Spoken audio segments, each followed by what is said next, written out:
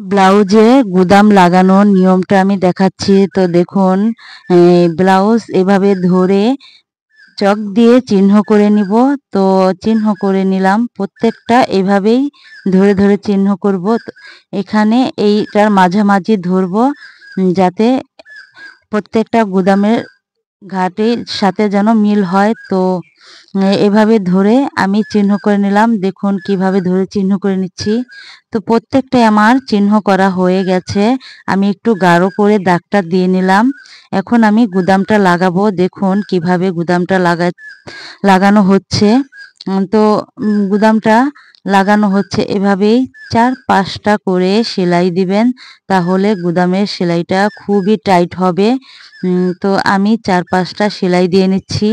ভিডিওটা ভালো লাগলে লাইক কমেন্ট করে ও পরবর্তী দেখার জন্য হলে নিজের টাইমলাইনে শেয়ার করুন ও অন্যদেরকে শেয়ার করে দেখার সুযোগ করে দিন।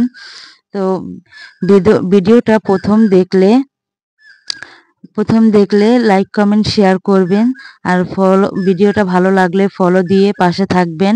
নতুন পেজ খুলেছি আমি, আপনারা ভালোবাসা দিলেই তো এগিয়ে যাব। তো এইভাবে আরেকটা সেলাই করে দেখালাম, আমি গিফটও দিলাম।